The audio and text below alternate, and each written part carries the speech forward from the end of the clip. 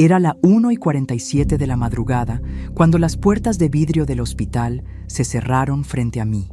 Tenía los nudillos partidos por el frío del norte, mis 9 horas de camino encima, la bolsa de tela café apretada contra el pecho, y en medio de esa sala de espera llena de caras que yo no conocía, la voz de mi hijo Rodrigo llegó clara, sin bajarla ni un poco. Mamá, mi esposa no quiere una suegra entrometida en la sala de parto. Mejor te quedas aquí afuera. Algunos bajaron la vista, otros me miraron fijo, sin moverse, como si estuvieran esperando a ver qué hacía yo. Una mujer con saco negro y pelo rizado se llevó los dedos a la boca. El ruido de la sala pareció detenerse un instante. Yo no dije nada.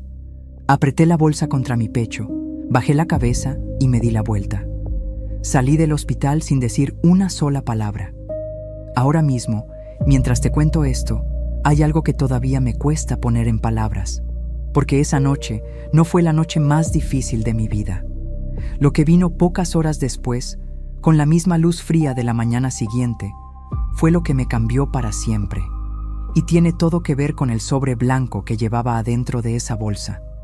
Si alguna vez sentiste que alguien te borró del lugar donde más tenías derecho de estar, quédate conmigo, porque lo que yo hice con ese sobre es algo que nadie esperaba, ni mi propio hijo. Me llamo Patricia Morales, tengo 61 años. 40 de ellos los pasé parada frente a una máquina de coser, levantando a un hijo sola, con estas manos que hoy me tiemblan un poco al enhebrar la aguja, pero que nunca, ni un solo día, dejaron de trabajar. Y si eso te suena familiar, necesito que te quedes conmigo hasta el final. Porque esta historia no termina donde tú crees que termina. Antes de seguir, necesito pedirte algo muy sencillo. Si llegaste hasta aquí, suscríbete al canal si todavía no lo has hecho y deja tu me gusta en este video. Y cuéntame, ¿desde qué ciudad me estás escuchando ahora mismo? Escríbelo en los comentarios. Cada vez que leo esos mensajes, me sorprende hasta dónde llegan estas palabras. Quiero saber desde dónde me estás acompañando. Ahora déjame contarte quién era yo antes de esa noche. Nací en Torreón, Coahuila, en una casa de adobe, con piso de tierra y una ventana sin vidrio que mi madre tapaba con un plástico grueso cada invierno. Éramos 6 hermanos. Mi papá trabajaba en el campo desde las 5 de la mañana. Mi mamá cosía vestidos ajenos con la misma máquina Singer que todavía tengo guardada en el cuarto. Y yo aprendí a enhebrar una aguja antes de aprender a leer, porque en esa casa lo que servía era lo que producía. A los 16 años me casé con Ernesto Fuentes. Era un hombre tranquilo, de pocas palabras y mucho trabajo, de esos que no prometen lo que no pueden cumplir. Lo amé con la tranquilidad que dan los hombres buenos, pero se fue antes de tiempo.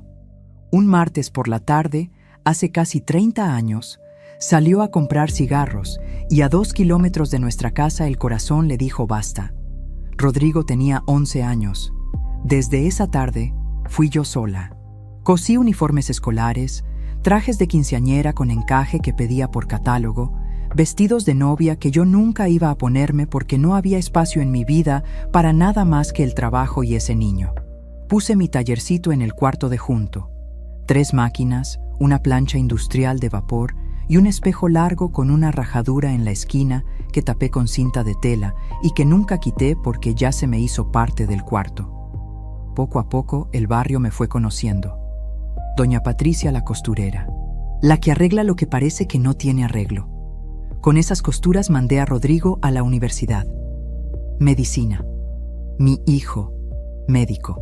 El día de su graduación me puse mi vestido color vino, el único vestido bueno que tenía, y lloré de pie en la segunda fila porque la primera estaba ocupada y yo no quise quitarle el lugar a nadie. Rodrigo me buscó entre la gente después de la ceremonia, me abrazó fuerte y me dijo al oído: «Gracias, mamá, todo esto es tuyo». Guardé esas palabras. Las guardé muchos años adentro. Valeria llegó 2 años después de que él se graduó. Bonita, bien educada, de familia con dinero de la Ciudad de México. Al principio nos llevábamos bien, o eso creí yo. Me llamaba Doña Patricia, con una voz que sonaba a respeto. Traía flores a veces cuando venían de visita, pero había algo en la forma en que miraba mis manos, en que veía el taller, que yo nunca terminé de descifrar. Como cuando coses una tela que por fuera parece firme y por adentro ya lleva meses deshilachándose sin que nadie lo note. Los roces empezaron despacio, como siempre empiezan estas cosas. Una Navidad que no me invitaron porque iban a celebrar con la familia de Valeria. Un cumpleaños de Rodrigo que me avisaron tarde, cuando ya no había camión directo. Una llamada donde lo noté hablando con cuidado, midiendo cada palabra, como si alguien estuviera escuchando desde muy cerca. Yo callaba, siempre callaba.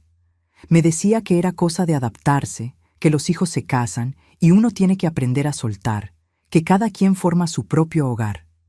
Eso me repetía cada vez que la tristeza quería salir. Pero cuando Rodrigo me llamó para decirme que iba a ser abuela, algo dentro de mí se volvió a encender. Me senté en mi silla de la cocina, con las manos en la cara, y lloré de alegría. Esa misma semana empecé a apartar dinero. 20 pesos aquí, 50 allá, a veces 100 cuando me salía un trabajo grande.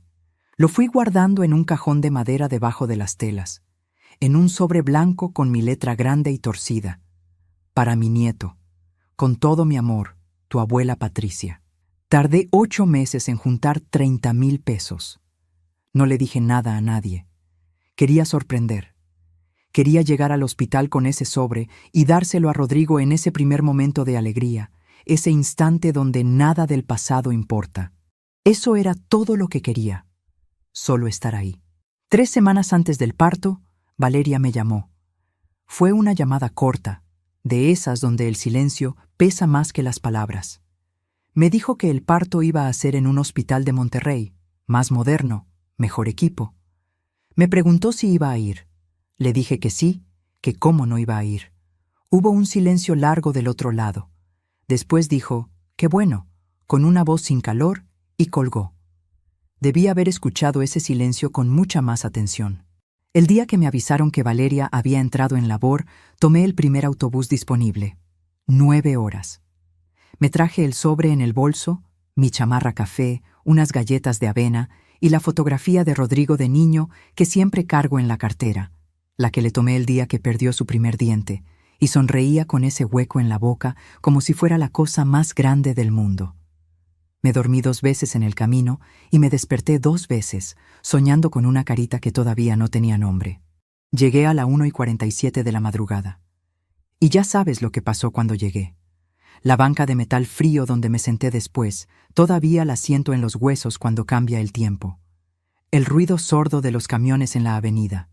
El olor a gasolina mezclado con el frío del norte que se mete por debajo de la ropa aunque traigas todo puesto. Yo ahí, sola, con el bolso sobre las rodillas y el sobre blanco adentro, sin saber bien qué hacer conmigo misma. Caminé 3 cuadras hasta un hotel de paso. 180 pesos la noche. El cuarto olía a humedad y al desinfectante de pino que usan los hospitales. Me acosté sin quitarme los zapatos. No dormí en toda la noche. A las 9 de la mañana siguiente sonó el teléfono. Era una mujer con voz de secretaria. ¿Habla con la señora Patricia Morales, mamá del doctor Rodrigo Fuentes? Le dije que sí, y entonces dijo, le llamamos del Hospital Santa Cruz. Hay un saldo pendiente en la cuenta del parto de su nuera. Faltan 30,000 pesos para liquidar el procedimiento. Necesitamos resolverlo antes de las 3 de la tarde. Me quedé sin habla. 30,000 pesos. Exactamente 30,000 pesos. Metí la mano despacio dentro del bolso. Mis dedos encontraron el sobre. Lo saqué. Lo sostuve frente a mí con las 2 manos, de pie en ese cuarto que olía a pino y humedad, con los zapatos todavía puestos y la fotografía de Rodrigo niño dentro de mi cartera. Y entonces hice algo. Algo que en ese momento no le expliqué a nadie. Algo que guardé en silencio como había guardado el dinero. Poco a poco, con paciencia, sin hacer escándalo, con esa calma que aprenden las mujeres que han cosido durante 40 años sin apuro. No te voy a contar todavía qué fue, pero lo que hice con ese sobre en los siguientes 10 minutos es lo que va a explicarlo todo. Porque eso fue antes de que yo entendiera que ese sobre blanco, escrito con mi letra grande y torcida, con el nombre de un nieto que acababa de nacer sin que yo estuviera ahí, iba a convertirse en la decisión más poderosa de toda mi vida. Y nadie, ni Rodrigo, ni Valeria, ni nadie, lo vio venir. Había una época, cuando Rodrigo tenía como 4 años, en que yo me levantaba a las 5:30 de la mañana para tener el desayuno listo antes de que él abriera los ojos. No porque nadie me lo pidiera.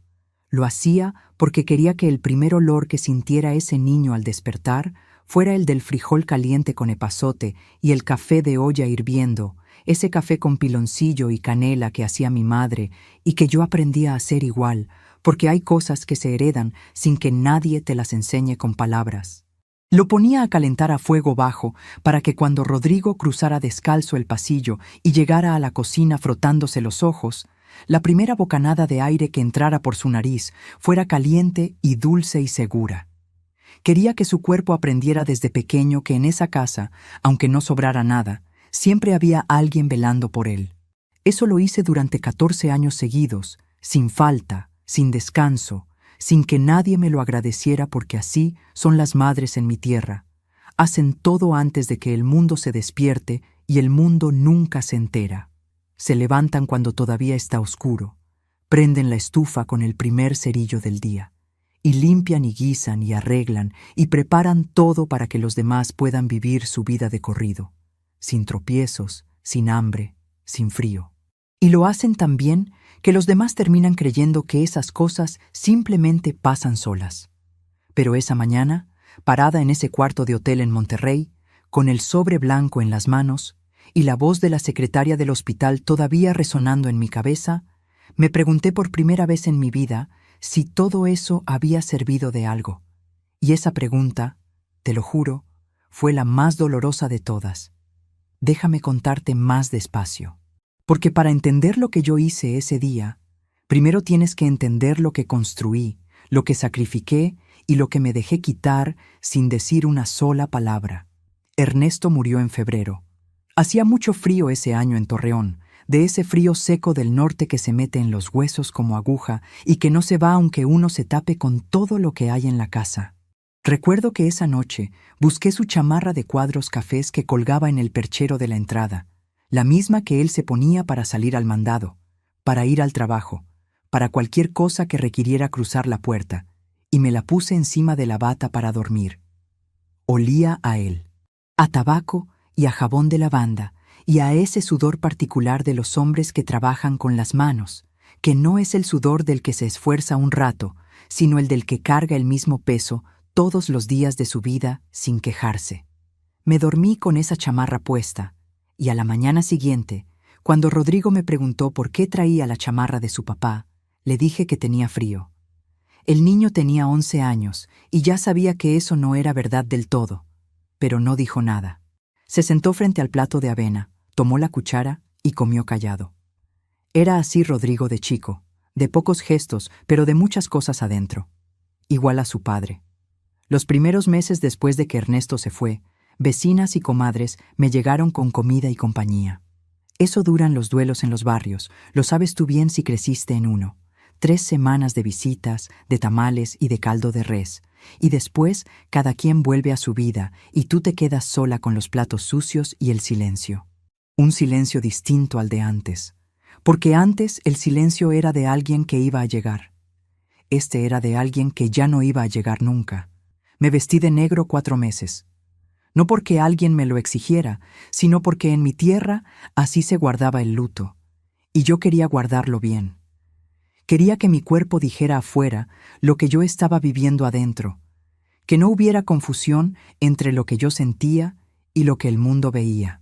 Después guardé la ropa negra en una bolsa de plástico en el fondo del closet y me puse el delantal de siempre. Había que seguir. Saqué las 3 máquinas del cuarto de junto. La Singer de mi madre, que ya tenía más de 20 años, pero cosía derecho como nadie, esa máquina que mi madre había pedido a plazos cuando yo era chica y que llegó a la casa un martes en una caja de cartón tan grande que entre mi padre y el señor de la tienda batallaron para meterla por la puerta, y 2 máquinas rectas que había comprado a plazos el año anterior. Puse un letrero de cartón escrito con plumón negro en la ventana de la sala. Se cosen y arreglan prendas. Preguntar adentro. Y empezó el trabajo. Que si el vestido de la señora Cárdenas para la boda de su hija. Que si los uniformes del colegio Benito Juárez, porque la costurera del centro cobraba el doble. Que si el pantalón del señor del molino que engordó y ya no le cerraba la pretina. Que si el mantel del bautizo de los González, que si la blusa de la señorita Irene para la graduación, que si los delantales de la cocina del restaurante de la calle Hidalgo que necesitaban 20 de golpe y para el lunes. Cada prenda que llegaba a mis manos era una semana de gasto. Cada dobladillo, cada cierre cambiado, cada tela cortada a medida me iba dejando algo para el cajón donde guardaba el dinero de Rodrigo. Yo no gastaba en mí misma casi nada. Un par de zapatos negros de punta redonda que duré usando 8 años hasta que la suela se fue doblando por dentro y ya no tenían arreglo. Mi vestido color vino, el que usé en la graduación de Rodrigo, lo compré rebajado en una tienda del centro porque tenía una costura torcida en el cuello que yo misma arreglé en media hora. El resto del año andaba con delantales de tela y blusas que me hacía yo misma con los retazos que sobraban de los pedidos grandes. Nunca me compré perfume. Nunca me compré una crema buena. Me cortaba el pelo yo sola frente al espejo del baño con las tijeras de modista, y si quedaba un poco chueco de atrás, no importaba porque nadie lo veía cuando yo estaba sentada frente a la máquina. Rodrigo creció viendo eso. Creció sabiendo que el dinero no alcanzaba si uno no lo cuidaba. Por eso me sorprendió tanto cuando empezó la universidad y empecé a notar que era diferente con el dinero que yo le mandaba. No que lo malgastara, no, sino que se fue acostumbrando a un nivel de vida que yo no podía sostener fácilmente. Me pedía más para los libros, más para la renta, más para el material.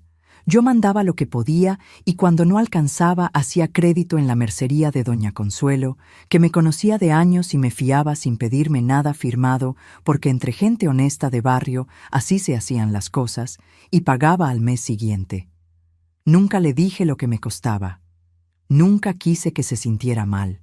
Pensaba, ya será médico, ya nos vamos a recuperar. Ese era mi plan, aguantar hasta que él pudiera. Y después de que él pudiera, yo iba a descansar. Eso también me repetía, lo del descanso, como una promesa que uno se hace a uno mismo para poder seguir cargando. Cuando acabó la carrera y empezó su residencia en la Ciudad de México, las llamadas se fueron espaciando. Al principio me llamaba cada domingo, religioso, a las 6 de la tarde. Yo ya tenía el teléfono en la mano desde las 5:50. Después, cada 15 días. Después, cuando podía, que a veces era una vez al mes. Yo entendía. Era médico, tenía guardias, tenía vida. Me repetía eso como se repiten las madres para no quebrarse, para no volverse esa madre que llama a deshoras y reprocha y pesa, de esas que los hijos terminan esquivando porque ya saben lo que va a venir. Pero hubo una noche, fue un miércoles de noviembre, yo estaba terminando el bordado de un mantel que me habían encargado para un bautizo. Un mantel largo de lino blanco con iniciales en hilo dorado en las esquinas. Eran las 11 de la noche. Tenía los anteojos puestos y las manos entumidas del frío, porque el calefactor de ese cuarto nunca calentaba del todo, y yo le ponía un trapo doblado debajo para que no se moviera en el piso, pero el calor igual se escapaba por la ventana, que no cerraba bien del lado izquierdo. Sonó el teléfono. Era Rodrigo. Pensé que algo malo había pasado, porque no era domingo, pero no. Me llamaba para decirme que había conocido a alguien, que se llamaba Valeria, que era de buena familia, que era muy bonita y muy inteligente y que quería que yo la conociera pronto. La voz le salía diferente, más ligera, con esa energía de los que acaban de encontrar algo que no sabían que estaban buscando. Esa noche dormí bien.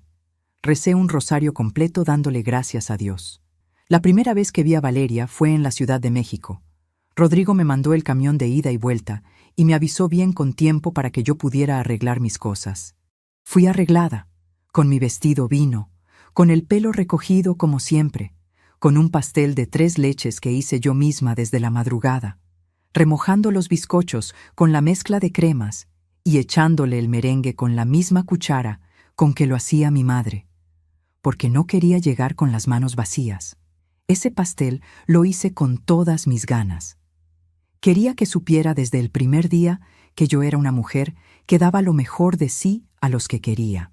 El departamento de Rodrigo era grande, con ventanales que daban a la avenida y luz que entraba de lleno por las mañanas. Tenía muebles que yo no había visto nunca en vida real, de esos que salen en las revistas. Sofás de cuero claro, una lámpara de techo que parecía un árbol de metal, una mesa de comedor con sillas que no tenían respaldo. Cosas bonitas que yo no sabría combinar, pero que juntas se veían como algo pensado. Valeria estaba preciosa, con un vestido blanco sin mangas y el pelo suelto y liso como de anuncio de televisión. Me dio un abrazo ligero, de esos que son más de forma que de fondo, y me dijo: «Qué gusto conocerla, doña Patricia», con una voz tan educada que yo no supe si era cariño o protocolo.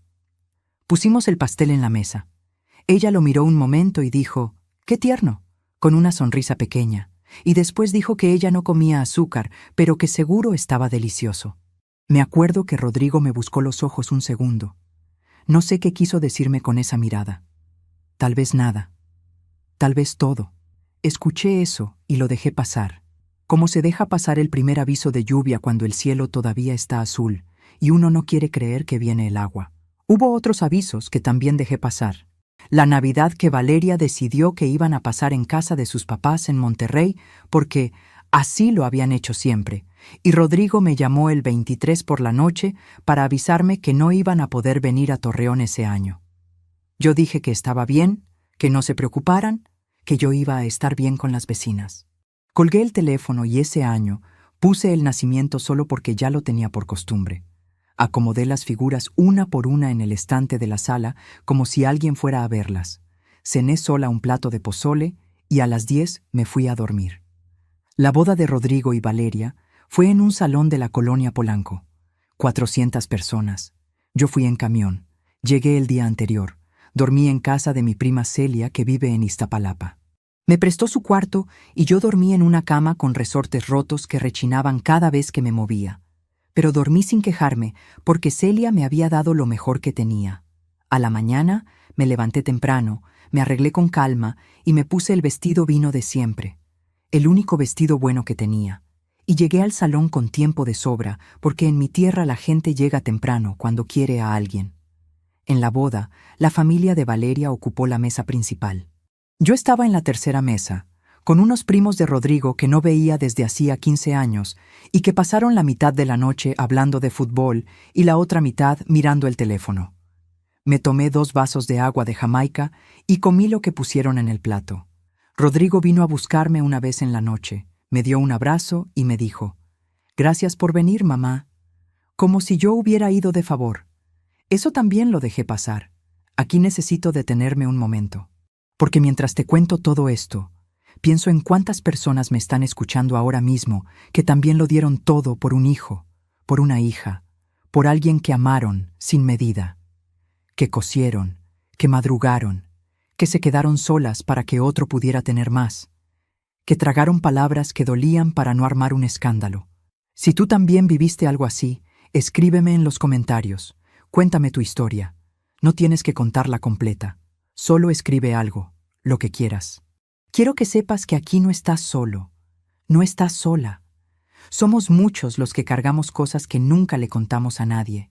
Y aunque todavía no sabía lo que iba a descubrir cuando llegara a casa después de ese viaje a Monterrey, algo dentro de mí ya estaba cambiando. Como cuando la tela que coses empieza a tensarse demasiado antes de romperse, y tus dedos lo sienten antes de que los ojos lo vean. Un jalón suave primero, después otro. Y uno sabe, con esa sabiduría que no está en el cerebro sino en las palmas de las manos, que si sigue jalando así la tela, se va a partir y no va a haber manera de coserla de vuelta sin que se note la costura.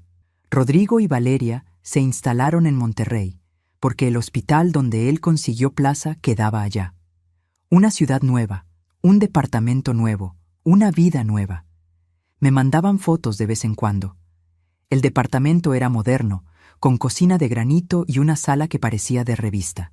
Yo les mandé unas cortinas que cosí yo misma con tela gruesa color hueso, que me pareció que iba bien con el color de las paredes que se veía en las fotos.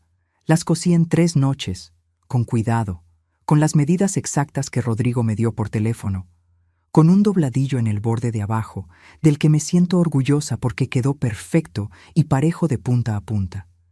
Valeria me mandó un mensaje que decía: «¡Qué detalle tan lindo, doña Patricia!». Las cortinas nunca aparecieron en ninguna foto del departamento. El año pasado, antes de que Valeria quedara embarazada, hubo un episodio que tendría que haberme dicho todo lo que necesitaba saber. Rodrigo me llamó un domingo, pero esta vez la voz la escuché diferente. Tensa, como cuando uno habla midiendo lo que dice porque tiene a alguien cerca escuchando, eligiendo cada palabra antes de soltarla para que no suene a lo que en realidad es. Me dijo que iban a hacer unos cambios en el departamento, que necesitaban dinero para la remodelación de la cocina, que si yo podía ayudarlos con algo. Le pregunté cuánto necesitaban. Me dijo 15,000 pesos. Yo tenía 16,000 en el cajón. Los había juntado en 1 año y medio de trabajo extra, cosiendo hasta las 12 de la noche los pedidos de uniformes de una secundaria del estado, con los ojos cansados y los dedos entumidos y el cuello adolorido de inclinarse sobre la máquina. Le mandé 12,000. Los otros 4,000 los guardé para los gastos del mes. Rodrigo me dijo gracias. No volvió a mencionarlo. 3 meses después me enteré, por mi prima Celia, que tiene amigas en Monterrey, que Valeria había publicado fotos de su cocina nueva en sus redes sociales. Cocina nueva de mármol, electrodomésticos de acero inoxidable. Una foto de ella sonriendo con una copa de vino frente a la estufa nueva con el texto: «Mi cocina de ensueño, finalmente». No dijo nada de dónde vino parte del dinero. Yo tampoco dije nada, y quizás eso fue mi error más grande. No el dinero, no el esfuerzo, sino el silencio, el mío. El de 40 años de tragar y callar y decirme que así son las cosas, que así hay que querer a los hijos, que la madre que no se sacrifica es una madre que no ama bien. 40 años creyendo que guardar la voz era lo mismo que guardar la dignidad, sin darme cuenta de que en realidad estaba guardando la voz y regalando la dignidad. Pero hay algo que todavía no te he contado, algo que pasó la semana antes del parto, cuando Rodrigo me llamó para darme la dirección del hospital en Monterrey y yo le pregunté si necesitaba que llevara algo, si había algo que le hiciera falta. Él me dijo que no, que ya tenían todo.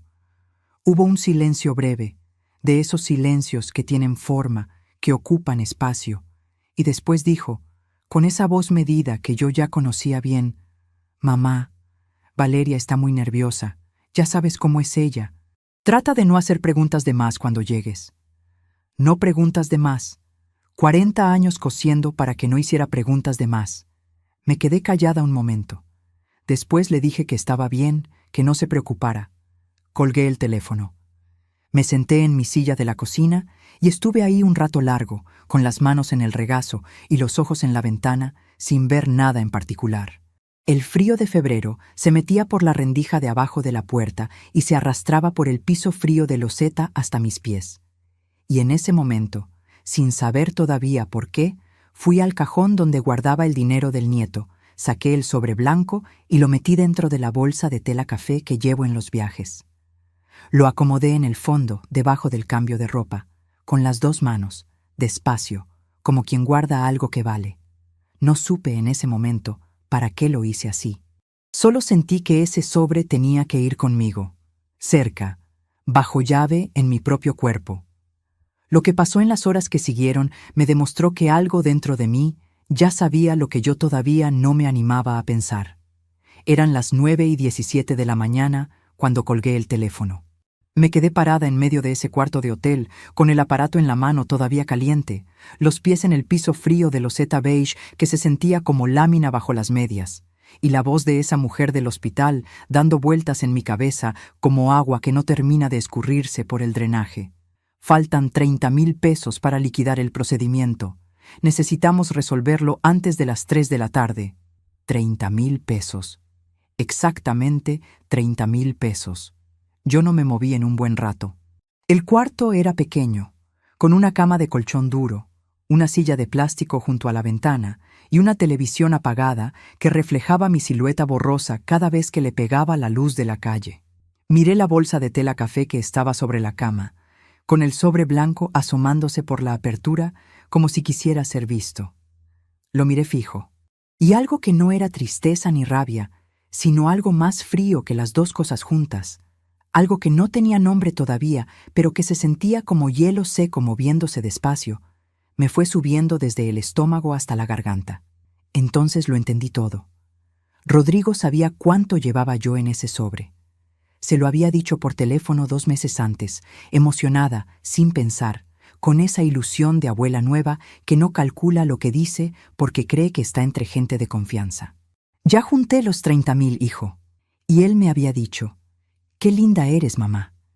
Nada más, sin preguntar para qué, sin decir que no hacía falta, sin ninguna advertencia de lo que estaba por venir, sin decirme, «Mamá, ya sabes que el parto va a costar, por si acaso». Nada, solo, «Qué linda eres, mamá». Y me dejó viajar 9 horas en camión. Me dejó llegar a ese hospital. Me dejó humillar en público frente a 20 personas. Y al día siguiente, su esposa necesitaba exactamente lo que yo llevaba en ese sobre. El mismo número, el mismo monto, como si alguien lo hubiera calculado desde antes. Agarré la bolsa, saqué el sobre, lo puse sobre la mesa pequeña de madera que había junto a la ventana y lo miré durante un rato largo, como cuando uno mira una foto vieja y trata de recordar qué sentía el día que la tomaron, antes de que todo lo que pasó después le cambiara el significado. Y entonces hice lo que hice. Abrí la cartera. Saqué el papelito doblado donde había apuntado el número del hospital que me había dado la secretaria, con mi letra grande de siempre, y marqué.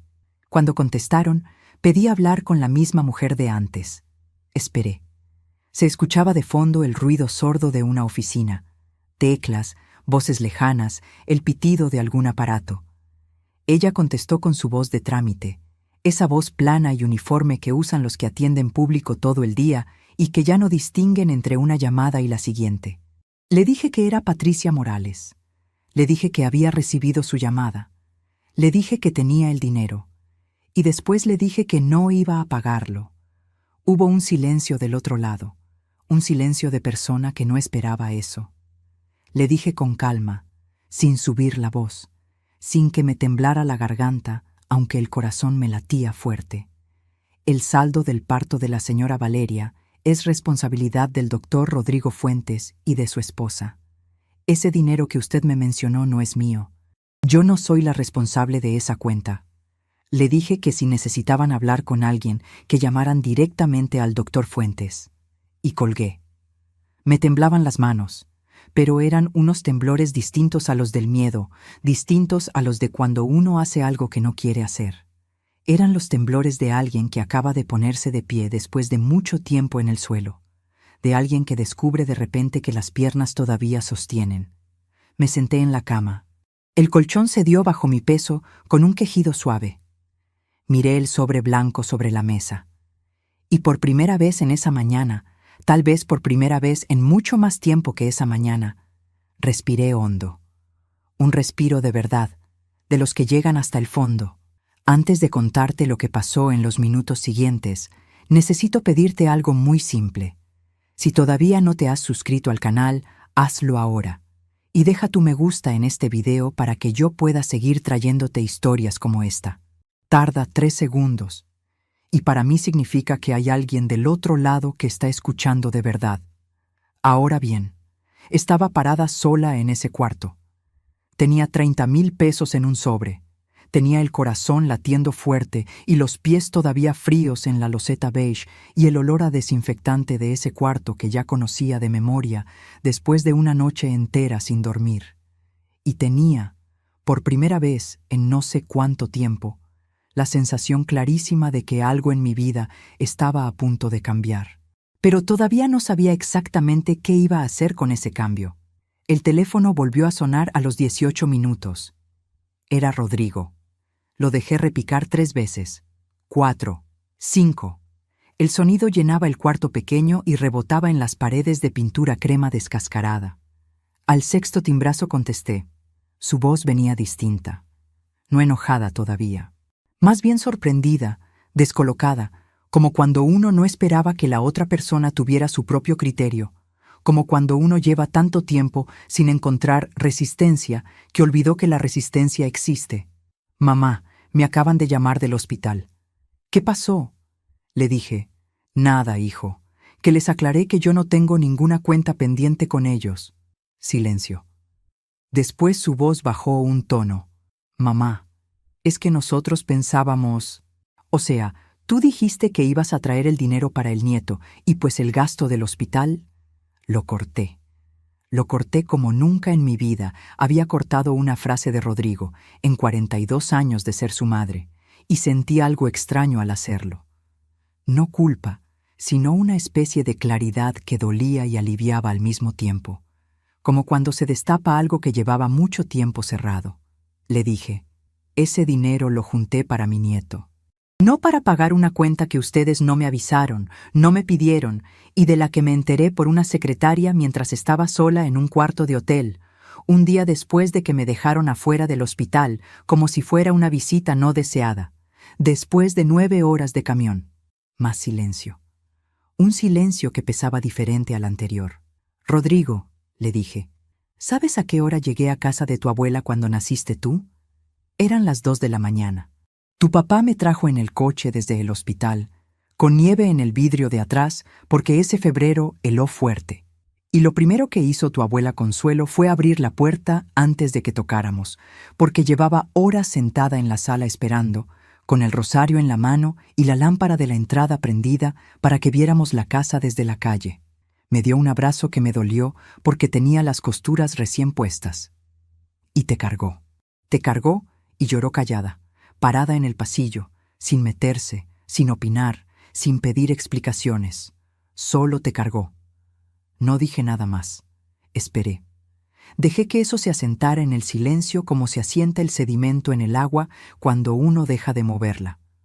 Rodrigo dijo, «Mamá, ahorita no es el momento para...».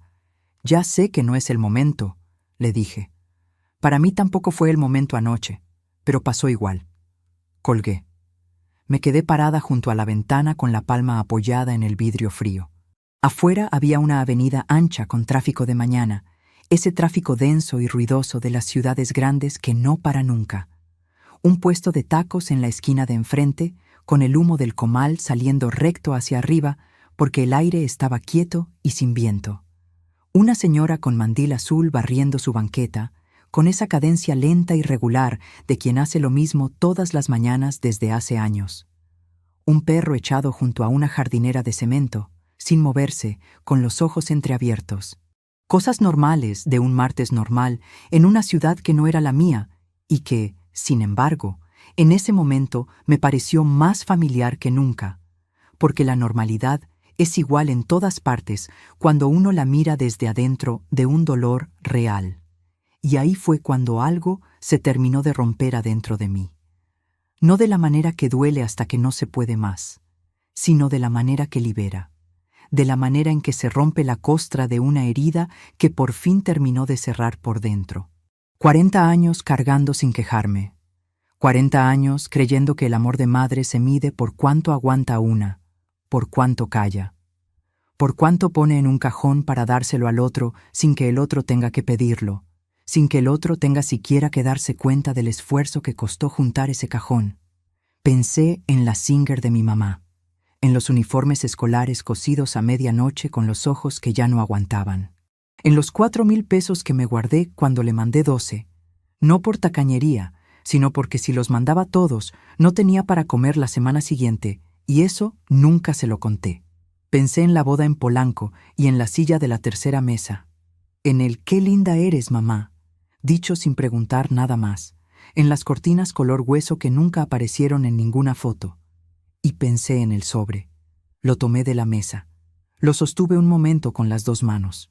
Después lo metí de vuelta a la bolsa con calma, sin apuro. Lo abroché. Llamé a la central de autobuses. El próximo camión a Torreón salía a las 11:45. Tenía poco más de 2 horas. Hice mi bolsa pequeña, que tampoco había deshecho del todo porque algo en mí había sabido desde la noche anterior que no iba a quedarme mucho tiempo. Metí la chamarra, guardé las galletas de avena que me habían sobrado del viaje, doblé la blusa de cambio. Metí la mano al bolsillo de la maleta lateral y ahí encontré la fotografía de Rodrigo de niño, la del diente perdido y la sonrisa con el hueco en medio. Esa sonrisa que solo tienen los niños de 6 años que acaban de perder algo y no saben todavía que duele. La miré un buen rato, más del que había planeado. La guardé de vuelta, pero no la dejé en el cuarto. La guardé en la cartera, donde siempre, donde la llevo desde hace más de 30 años, detrás de la credencial del IMSS y delante del papelito con el teléfono del doctor Herrera. Porque lo que yo estaba decidiendo no tenía nada que ver con dejar de amar a mi hijo. Tenía que ver con dejar de desaparecer para que él pudiera brillar. Con entender, a los 61 años, que yo también tenía derecho a estar en el cuarto. Pagué el cuarto, 180 pesos. La señora de la recepción, una mujer joven con el cabello recogido y unas ojeras que decían que llevaba muchas horas de turno, me dio el cambio sin mirarme, con los ojos ya en la siguiente cosa. Caminé 3 cuadras con mi bolsa hasta la central. El frío de la mañana todavía no se había ido del todo y el sol brillaba pero sin calentar, ese sol traicionero del norte que uno ve y cree que va a entrar en calor y no entra.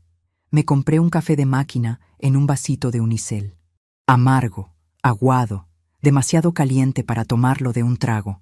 Lo tomé de a poco, parada junto a una columna de la sala de espera, viendo a la gente ir y venir con sus maletas y sus bolsas y sus niños y sus caras de quien tiene a dónde ir.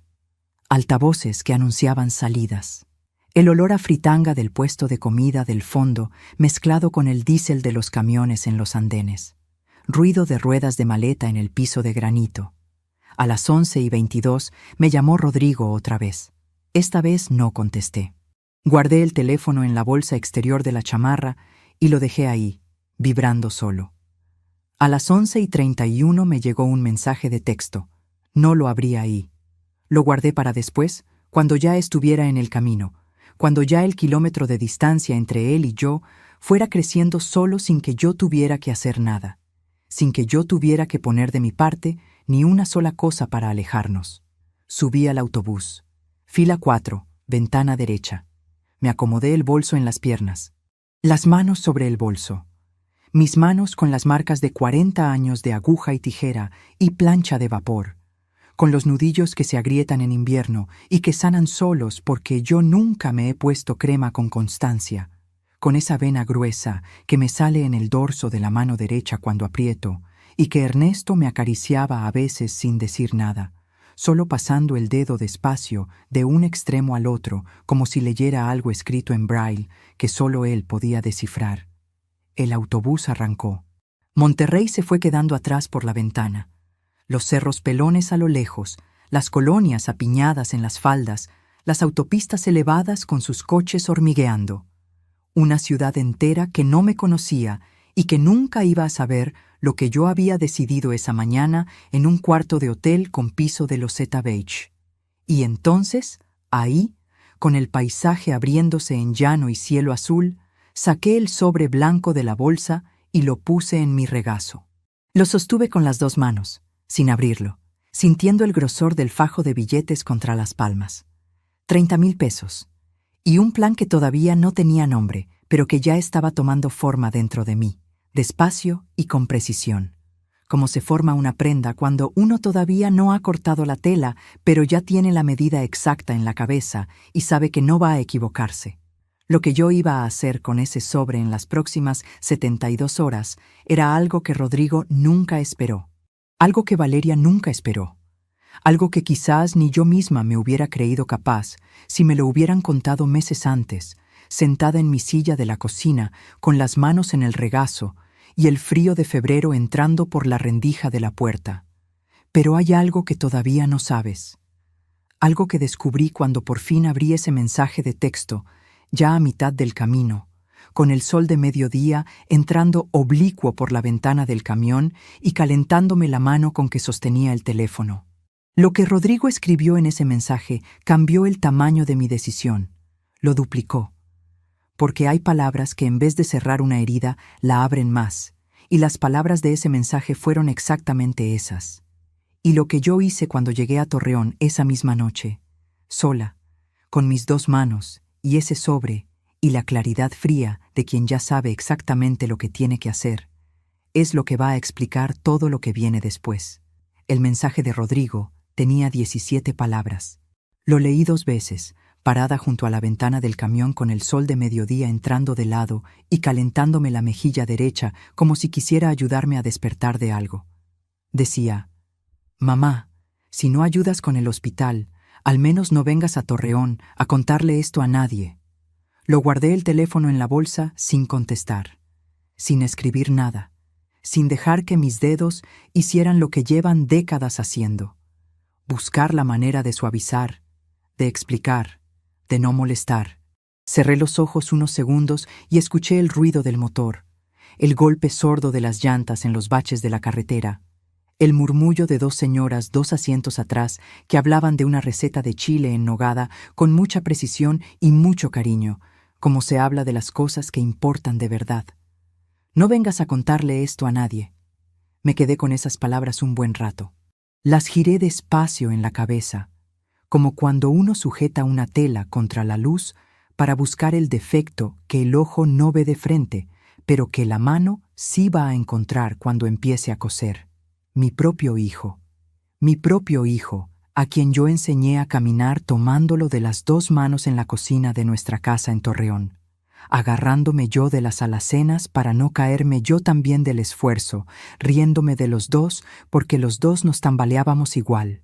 Mi propio hijo, a quien yo cargué enfermo con fiebre de 40 más de una noche, sentada en la orilla de la cama, con la mano en su frente y el rosario en la otra, sin dormirme hasta que el cuerpo de él bajara la temperatura. Ese hijo me estaba pidiendo silencio, como si yo fuera una amenaza, como si mi dolor fuera un problema que había que administrar desde lejos, sin que nadie se enterara, sin que dejara rastro. Abrí los ojos. Vi el paisaje pasar por la ventana, cerros pelones, nopales con las paletas abiertas hacia el sol, algún rancho lejano con techo de lámina brillando en la distancia, el cielo norteño de un azul casi blanco por el polvo fino del desierto que siempre flota en el aire de esta tierra aunque uno no lo vea. Tierra conocida, mi tierra. La misma que llevo en los pulmones desde que nací y que reconozco antes de ver el letrero del municipio, porque el olor del aire cambia cuando uno se acerca, se vuelve más seco, más mineral, más honesto. Llegué a Torreón a las 9:40 de la noche. El paradero de taxis estaba a la salida de la central, con el mismo olor de siempre a asfalto caliente que ya empezaba a enfriarse y a diésel y a las carnitas del puesto que siempre está abierto hasta tarde. Tomé el primer taxi de la fila. El taxista era un hombre mayor, con bigote canoso, radio de grupero bajito, donde una voz rasposa cantaba algo sobre traiciones y madrugadas, y un rosario de cuentas verdes colgado en el retrovisor que se mecía suavemente con cada tope, con esa cadencia de péndulo que tienen los objetos que llevan mucho tiempo en un mismo lugar. No habló. Yo tampoco. Pagué con exacto, sin esperar cambio, y entré a mi casa. Puse la bolsa sobre la mesa de la cocina. Puse el sobre blanco a un lado, en el centro de la mesa, donde la luz le pegaba de frente. Me serví un vaso de agua del garrafón, lo bebí de pie junto a la ventana, despacio hasta el fondo. Me senté en mi silla de siempre, la de respaldo alto con el tejido de mimbre que se deshizo en un lado hace años y que remendé con tiras de cuero que quedaron del taller, y la pata delantera derecha que cojea un poquito desde que se cayó en la mudanza de hace 12 años y que nunca terminé de arreglar del todo porque uno termina acostumbrándose a las cosas que cojean cuando llevan mucho tiempo en la casa.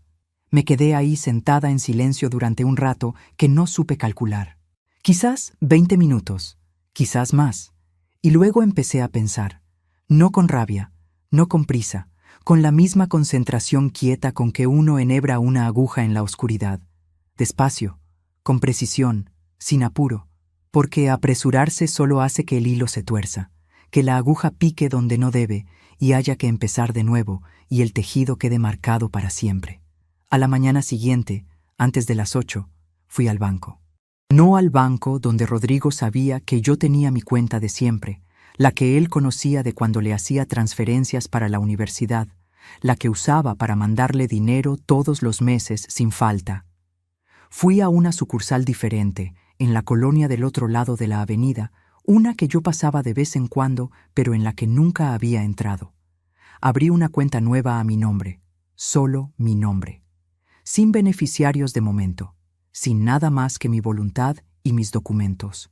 Solo Patricia Morales, 61 años, con su credencial del INE plastificada que ya muestra el borde gastado de tantos años en la cartera, su comprobante de domicilio del recibo de luz del mes anterior y esa vena gruesa que se me marca en el dorso de la mano derecha cuando aprieto el bolígrafo para firmar, que el cajero joven que me atendió miró un segundo sin disimular mucho. Esas manos de señora mayor que no combinan con la determinación de la cara. Deposité los 30,000 pesos del sobre. Los puse en la ventanilla de uno en uno, contándolos sin apuro, sintiendo el papel de cada billete entre los dedos como había sentido tantas veces el papel de cada pedido pagado, de cada cliente que salía con su ropa nueva bajo el brazo. El cajero me dio el comprobante. Lo doblé en 4, con cuidado, por las mismas marcas, y lo guardé en el bolsillo interior de mi chamarra, junto al esternón. Afuera hacía frío todavía. El sol de marzo en Torreón engaña. Brilla con convicción desde temprano, pero no calienta hasta las 10 u 11, y si uno sale confiado, termina tiritando en la sombra. Caminé 2 cuadras con paso firme hasta el estudio del licenciado Garza, que lleva más de 20 años en el mismo local de la calle Morelos, entre la papelería y la farmacia de la esquina, con su letrero de lámina azul con letras blancas que yo habré visto cientos de veces sin necesitarlo hasta ese día. Tuve que esperar 40 minutos sentada en una silla de plástico verde afuera de su oficina, escuchando el murmullo apagado de una conversación que salía por la puerta entrecerrada, pero no me importó.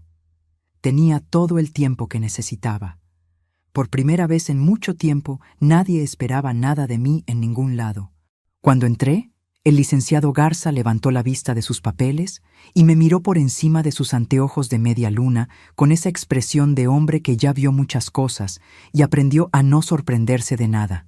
Me dijo: «Doña Patricia, ¿qué la trae por acá?». Le dije que quería hacer un testamento. Él no pestañeó. Asintió despacio, con la cabeza inclinada, como quien reconoce algo que ya esperaba, aunque no supiera cuándo iba a llegar. Sacó sus papeles del cajón de arriba. Saqué yo los míos de la bolsa. Y durante 1 hora y cuarto estuvimos trabajando en silencio concentrado. Él haciendo preguntas precisas y yo respondiendo con la misma precisión, trabajando juntos en lo más importante que yo había construido en 61 años, que no era el dinero del cajón, ni las escrituras de la casa, ni las 3 máquinas del taller.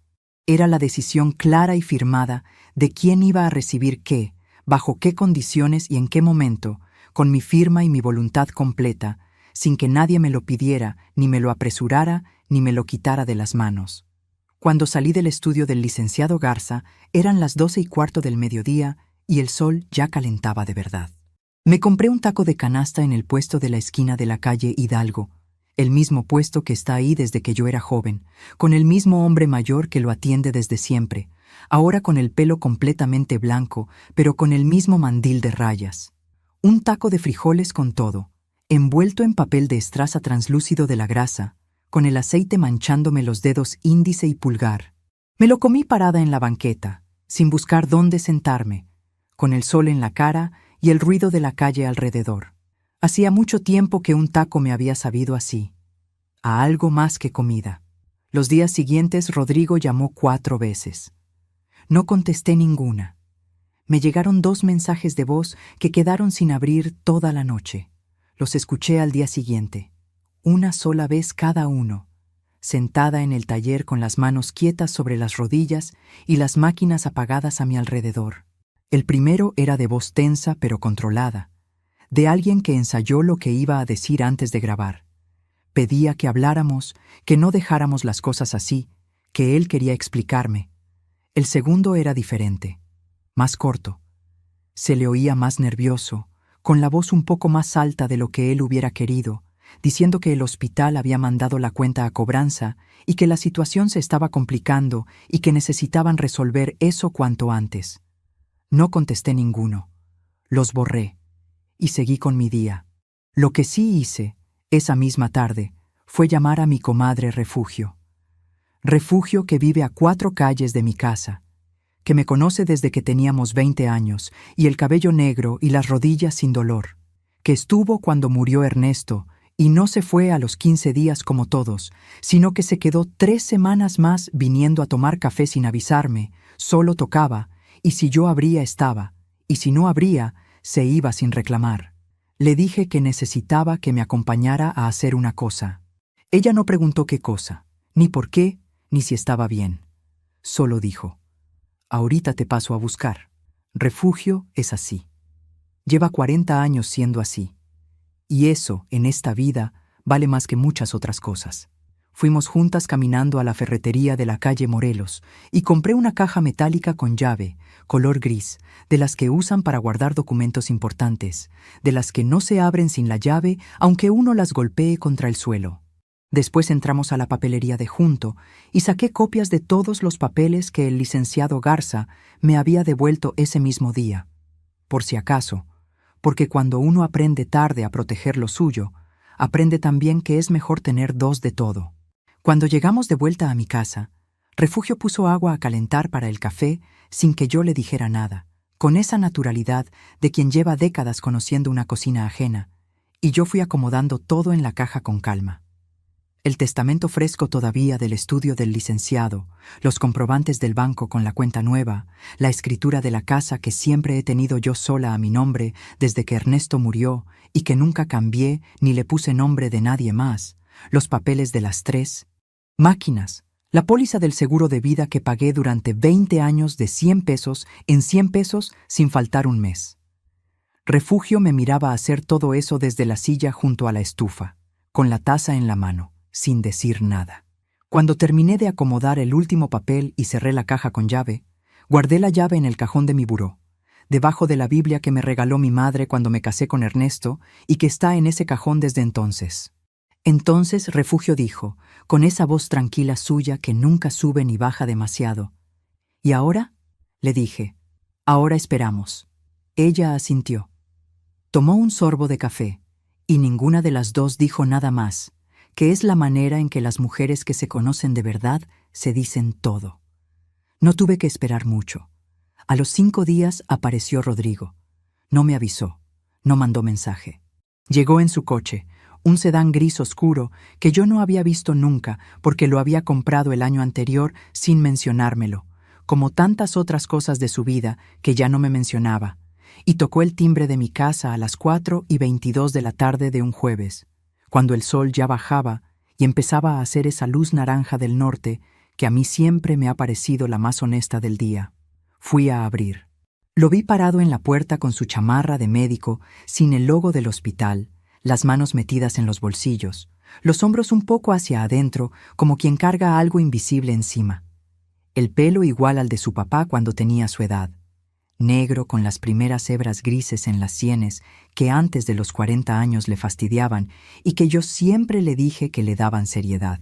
Se veía cansado. No el cansancio de las guardias y los turnos largos, sino ese otro cansancio más profundo que no se quita con dormir, el que viene de cargar algo que pesa y no saber dónde ponerlo. Lo dejé entrar sin decir nada. Pasó a la cocina caminando despacio, mirando alrededor como quien busca algo que no sabe que está buscando, como quien quiere asegurarse de que el lugar es el mismo de siempre antes de enfrentar lo que sabe que viene. Vio las máquinas en el taller de junto, la plancha de vapor, el espejo rajado con la cinta de tela que lleva ahí desde antes de que él naciera. Todo igual que siempre, nada cambiado, solo yo. Se sentó en la silla que siempre fue la suya cuando era chico, la de madera pintada de azul que ya está más blanca que azul de tanto lavar y de tanto sol. Yo me senté enfrente, en mi silla de la pata chueca, con las manos sobre la mesa. Silencio. No un silencio incómodo, un silencio necesario, de los que dicen más que las primeras palabras si uno los deja durar lo suficiente. Después él dijo, «Mamá, ¿cómo estás?». Y algo en esa pregunta, llegando después de 5 días de silencio y 2 mensajes de voz sobre cobranzas de hospital, después del mensaje de los 17 palabras y la noche en el cuarto de hotel y las 9 horas de camión de ida, me pareció tan completamente fuera de lugar que estuve a punto de soltar la risa. Una risa involuntaria y sin malicia, de las que suben desde el estómago sin permiso cuando el cuerpo ya no sabe cómo procesar tanta cosa junta y necesita salir de alguna manera. La contuve, apenas, con los labios apretados un segundo, porque de repente lo vi como lo que era en ese momento, y no como lo que el dolor me había dejado ver los días anteriores. No el médico importante de Monterrey, no el esposo de Valeria, no el señor del coche gris comprado sin decirme. Era mi hijo, con ojeras de padre nuevo que no duerme bien, con las manos nerviosas sobre la mesa que no sabían dónde quedarse, con esa manera de torcer la comisura de la boca cuando no sabe cómo empezar a hablar que tenía exactamente igual desde los 7 años, cuando me rompía algo en la casa y no quería confesar y se quedaba parado en la puerta de la cocina con esa misma cara, esperando que yo dijera algo primero. Por un segundo, solo un segundo breve como un parpadeo, quise ponerle la mano en el dorso de la suya y decirle que todo estaba bien. Pero no lo hice, porque no todo estaba bien. Y pretender que sí lo estaba era exactamente el mismo gesto que nos había traído hasta aquí. Ese gesto mío de poner la mano encima de lo que dolía para que el otro no tuviera que verlo. Antes de contarte lo que pasó en esa conversación, necesito preguntarte algo.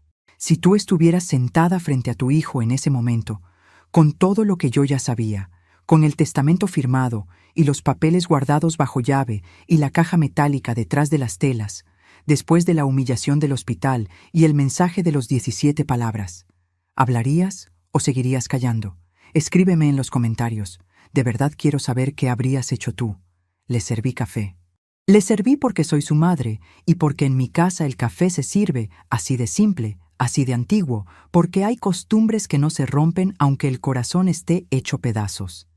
Él lo tomó con las 2 manos envolviendo la taza, igual que cuando era niño y hacía frío, y yo le daba el café con leche muy cargado de leche, y él lo sujetaba así, con las 2 palmas, como si la taza fuera lo único caliente en el mundo. Entonces habló. Me dijo que Valeria estaba muy afectada, que el parto había sido más difícil de lo que esperaban, que la cuenta del hospital era muy alta, que habían tenido que pedir un préstamo para liquidarla y que eso les había generado un estrés enorme, que él entendía que yo estaba enojada por lo que había pasado en la puerta, pero que en ese momento Valeria estaba muy nerviosa y asustada y que él no había sabido cómo manejar la situación, que se le fue de las manos, que lamentaba que las cosas hubieran salido así. Lo escuché completo, sin interrumpirlo, sin mover las manos, sin cambiar la expresión de la cara. Cuando terminó, pregunté, ¿está bien el bebé? Dijo que sí, que era niño, que se llamaba Emilio. Emilio. Mi nieto se llamaba Emilio, y yo me había enterado ahí, en mi cocina, en mi silla de la pata chueca, 5 días después de que naciera, porque nadie se había tomado el trabajo de llamarme ese día para decirme su nombre. Nadie había marcado mi número para decirme, ya llegó mamá, se llama así. Me quedé un momento con ese nombre en la cabeza. Emilio. Lo repetí internamente una vez, como se repiten los nombres nuevos para que el cuerpo los aprenda. Le dije, Rodrigo, me da mucho gusto que Emilio esté bien. De verdad. Hice una pausa, corta pero intencional. Y ahora necesito que me escuches, porque lo que te voy a decir no te lo voy a repetir. Él me miró. Dejó la taza sobre la mesa. Y yo hablé. Le dije todo lo que nunca le había dicho en 42 años. Sin gritos, sin lágrimas. Con esa voz baja y pareja que uno agarra cuando ya terminó de procesar el dolor y lo único que queda del otro lado es la claridad. Esa claridad que no necesita volumen para llegar. Los uniformes cosidos a medianoche, con los ojos que ya no aguantaban. Los 12,000 pesos de la cocina de granito de Valeria. La silla de la tercera mesa en su boda mientras yo llegaba desde Torreón en camión. Las Navidades sola, con el nacimiento puesto, sin que nadie lo fuera a ver. El letrero de la puerta del hospital frente a 20 personas que sí lo escucharon.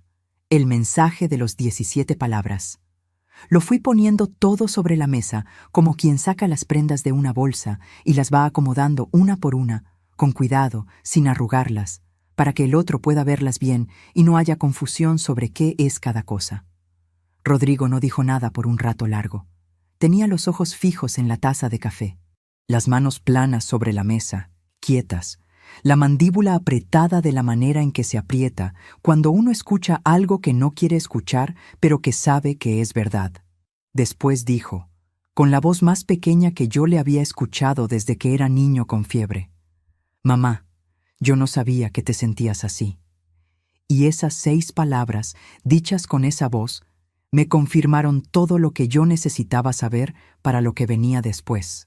Porque un hombre de 42 años, médico, padre reciente, con los años y la experiencia y la vida que tenía, no puede no saber que le falló a su madre. No puede no saber que la humilló frente a 20 personas en la puerta de un hospital. Puede no haber querido hacerlo. Puede haberlo hecho por miedo a su esposa, por comodidad, por no saber o no querer poner límites en el lugar correcto. Todo eso puede ser verdad al mismo tiempo. Pero decir, no sabía que te sentías así, después de todo lo que yo acababa de ponerle sobre la mesa, no era ignorancia genuina. Era la última puerta que yo necesitaba ver cerrada para saber con certeza que lo que seguía de aquí en adelante era solo mío. Solo mi decisión, solo mi vida. Me levanté despacio de la silla. Fui al taller sin apuro, con los pasos seguros de quien sabe exactamente a dónde va en su propia casa. Aparté las telas del estante de abajo, donde estaba guardada la caja metálica gris desde que Refugio y yo la pusimos ahí. La saqué con las 2 manos y la puse sobre la mesa frente a él, en el centro, donde la luz de la tarde la iluminaba completa. No la abrí. No hacía falta abrir nada. Lo que importaba no era lo que había adentro, sino que él supiera que existía y que era mía. Solo le dije, con la misma voz baja y pareja de antes: «Adentro están mis papeles, Rodrigo, todo lo que construí, todo lo que tengo, y todo lo que decidí hacer con ello». Él la miró un momento. Después levantó los ojos hacia mí, y en esos ojos, que son los mismos de su padre, y los mismos que yo vi abrirse por primera vez en una sala de partos hace 42 años, vi algo que no había visto en mucho tiempo. Lo que él dijo en ese momento, le digo ahora a quienes me están escuchando, fue lo último que yo esperaba escuchar de su boca. Lo que Rodrigo dijo fue: «Mamá, tengo miedo de perderte». No dijo nada del dinero, no dijo nada del hospital. No dijo nada del testamento ni de la caja metálica que estaba sobre la mesa frente a él. Dijo eso, con esa voz pequeña de 7 años que a veces le vuelve cuando baja la guardia, y con los ojos que no se atrevían a sostener los míos.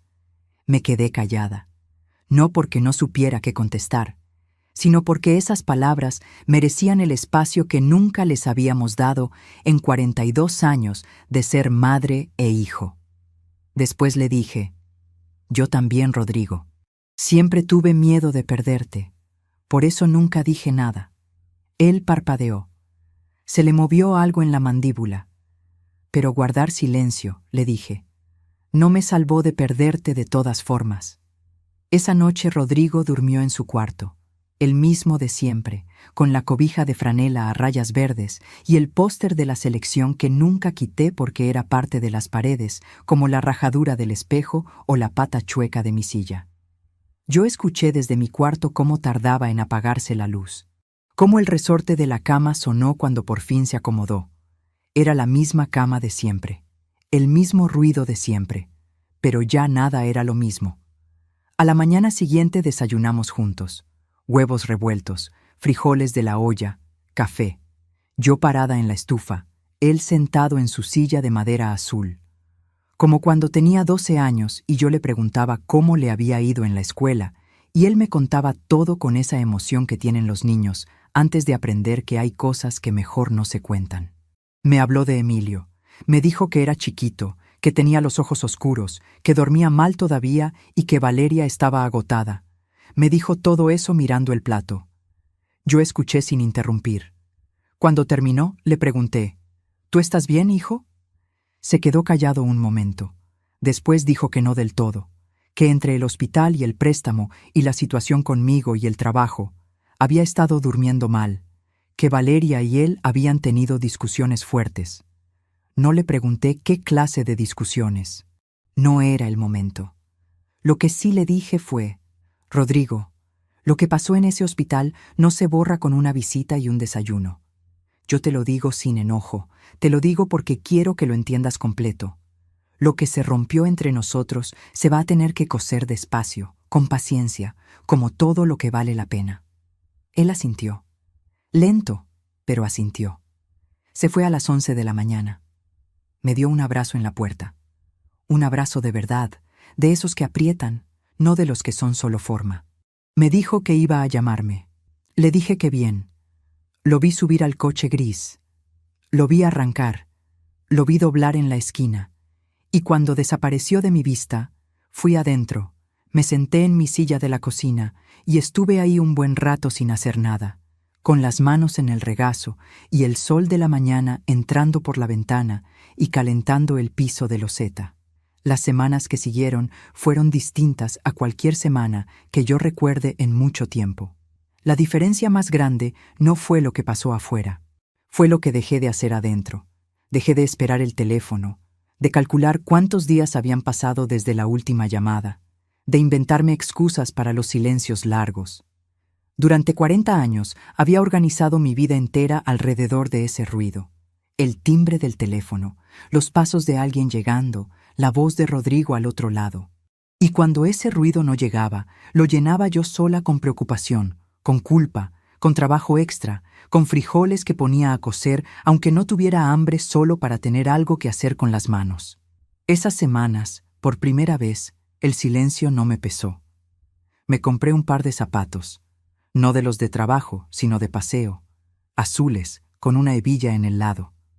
Los encontré en una zapatería del centro que yo había pasado cientos de veces sin entrar porque siempre había algo más urgente en qué gastar. Costaron 320 pesos. Los pagué sin dudar, sin hacer el cálculo mental de a cuántos uniformes escolares equivalían. Salí de la tienda con la cajita bajo el brazo y me fui al Parque Venustiano Carranza, que queda a 7 cuadras de mi casa y a donde no iba desde no sé cuánto tiempo. Me senté en una banca bajo un árbol grande, con mis zapatos azules puestos y la cajita vacía a un lado, y me quedé ahí viendo a la gente pasar. Una señora mayor con su perro. 2 niños corriendo detrás de una pelota. Un señor leyendo el periódico doblado en 4.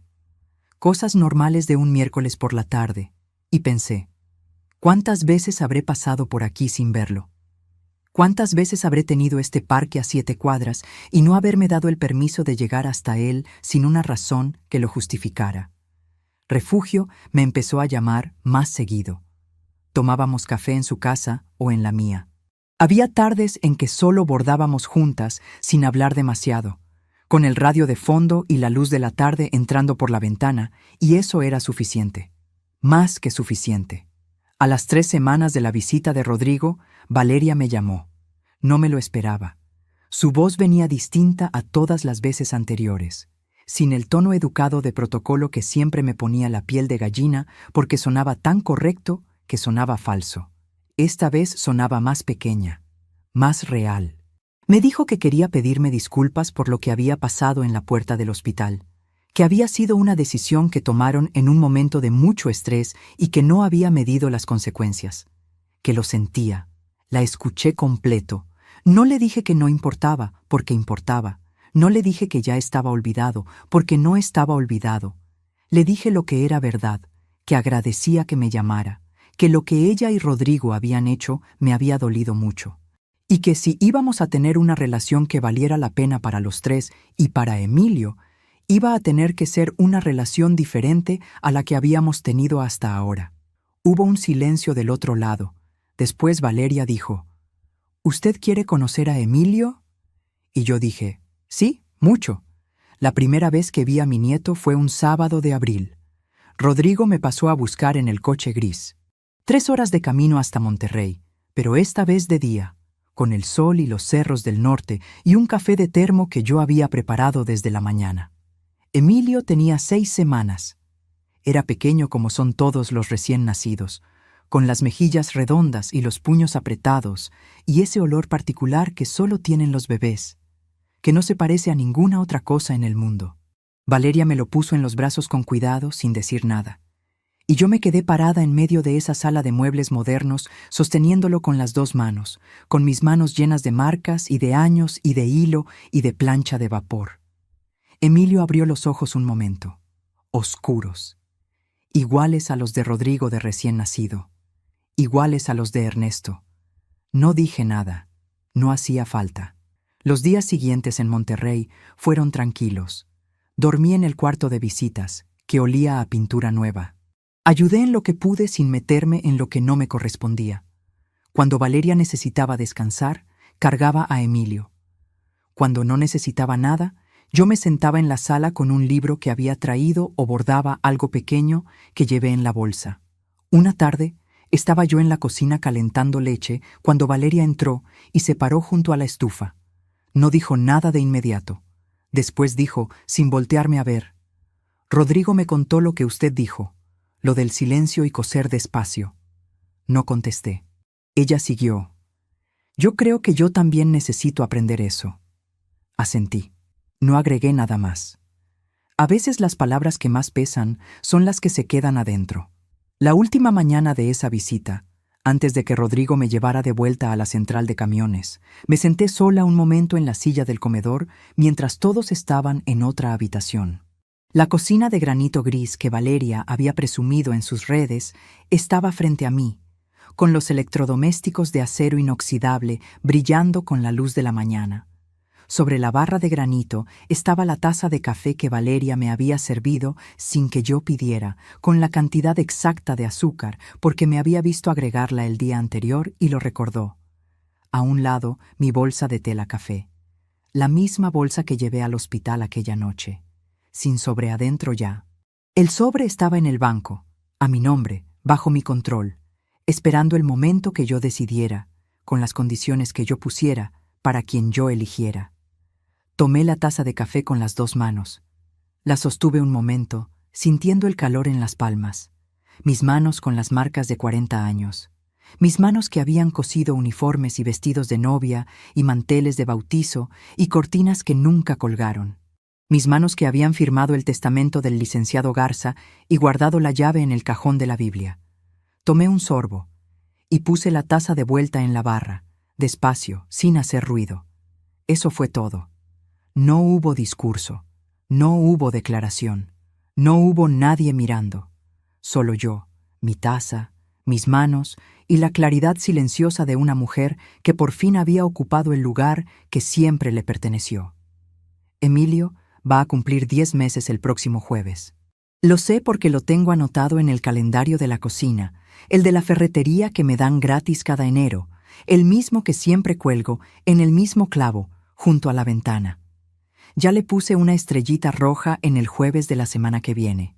Una estrellita pequeña, de esas que venden en la papelería de la calle Morelos en una bolsa con muchos colores. Escogí la roja porque el rojo es el color que más se ve de lejos.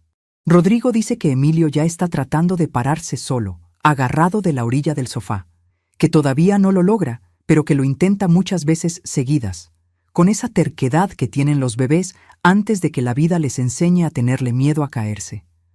Rodrigo me lo cuenta por teléfono los domingos, con voz de padre sorprendido, que es la voz más bonita que le he conocido en la vida. Hablo con él los domingos, sin falta. A veces también los miércoles, cuando alguno de los dos tiene algo que contar que no puede esperar al fin de semana. La semana pasada me llamó un miércoles para decirme que Emilio había dicho su primera sílaba clara. Ma, solo eso, ma. Y que Valeria y él se habían quedado viéndose sin saber a quién de las dos estaba llamando. Me reí, de verdad me reí, con el teléfono apretado contra la oreja y la otra mano en el delantal. Las cosas entre Rodrigo y yo no están arregladas del todo. Quiero ser honesta contigo porque tú has llegado hasta aquí y te mereces la verdad, no la versión bonita. Hay conversaciones que todavía cuestan trabajo. Hay momentos en que noto que él mide las palabras, que tantea el terreno antes de decir algo, como si todavía no terminara de saber en qué piso firme está conmigo. Y yo a veces tengo que recordarme que el proceso de coser despacio también me incluye a mí, que la paciencia que pedí también tengo que dármela. Pero hay algo que cambió que no tiene vuelta atrás, y es que Rodrigo sabe, ahora sí, que yo no voy a callar. No por enojo, no por castigo, sino porque aprendí a los 61 años que el silencio que creía que era amor en realidad era miedo. Miedo a perderlo. Miedo a que si pedía algo para mí, dejara de quererme. Y resulta que los hijos no dejan de querer a sus madres cuando sus madres se ponen de pie. Lo que pasa es otra cosa. Aprenden por primera vez a respetarlas. Con Valeria la cosa es distinta. No es amistad todavía. Quizás no sea nunca lo que yo en algún momento imaginé que podría ser. Pero hay un respeto nuevo entre nosotras. Uno que se construyó no con palabras bonitas, sino con hechos concretos y pequeños.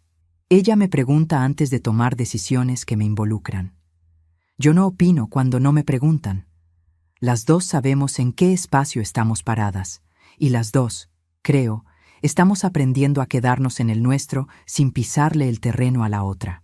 El mes pasado fui a Monterrey un fin de semana. Dormí en el cuarto de visitas que ya huele a algo familiar, no tan nuevo como la primera vez. Cargué a Emilio 2 horas seguidas una tarde mientras Valeria dormía, sentada en el sillón grande de la sala con él dormido sobre mi pecho, su respiración de bebé subiendo y bajando contra mi esternón, sus puños pequeños apretados contra mi blusa. No prendí el televisor, no revisé el teléfono.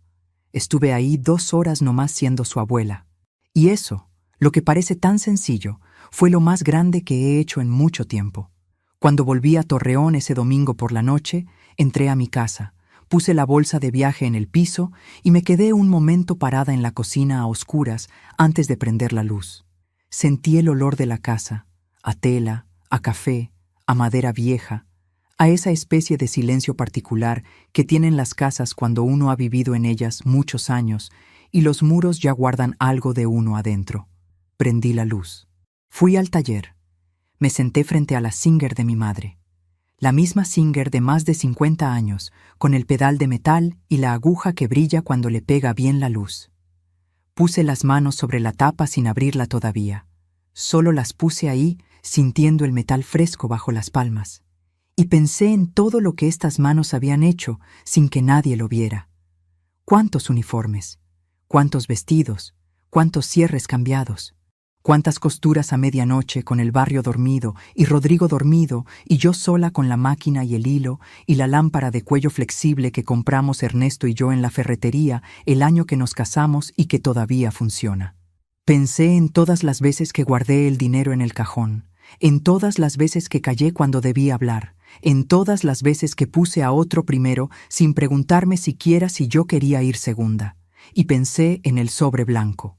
En ese sobre que salió de ese cajón y viajó 9 horas conmigo y vio lo que vio en la puerta de ese hospital y al día siguiente, en vez de ir a pagar una deuda que no era mía, fue a una cuenta bancaria a mi nombre, en una sucursal distinta, con mi firma sola. Ese sobre no era solo dinero. Era la primera vez en décadas que yo decidí a dónde iba lo que yo había construido. Hay algo que aprendí en todo este tiempo que quisiera contarte, tú que me has acompañado hasta aquí. No sé si eres madre o padre, abuela o abuelo, o si simplemente reconociste en algún momento de esta historia algo que tú también has vivido. Pero lo que aprendí es esto, y lo digo con toda la sencillez que tengo. Amar no es lo mismo que desaparecer. Que una madre que existe, que tiene voz, que pide lo que le corresponde y pone límites con claridad, no es una madre difícil. Es una madre que enseña con el cuerpo entero lo que es la dignidad. Y los hijos, aunque a veces tarden, aprenden. Yo tardé 61 años en entender que tenía derecho a estar en la primera fila. No sé cuántos años llevas tú cargando en silencio algo que ya debería tener voz. Si esta historia te tocó algo adentro, Si en algún momento sentiste que estabas escuchando algo que también tú has vivido, déjame tu me gusta en este video. No te lo pido por un número. Te lo pido porque quiero saber que hay alguien del otro lado que entiende lo que es darlo todo durante años y aprender, quizás tarde pero no demasiado tarde, que todavía hay tiempo para vivir para uno mismo. Suscríbete al canal para que la próxima historia también llegue hasta ti. Y si conoces a alguien que necesita escuchar esto hoy, una amiga, una hermana, tu mamá, tu vecina, compártelo con ella. Porque a veces la historia de otra mujer nos da el valor que a nosotras nos faltaba para hacer lo que siempre supimos que teníamos que hacer. Emilio va a aprender a pararse solo el próximo jueves, o quizás el miércoles, o quizás mañana. Y cuando lo haga, su abuela Patricia va a estar ahí para verlo, de pie, con sus zapatos azules puestos.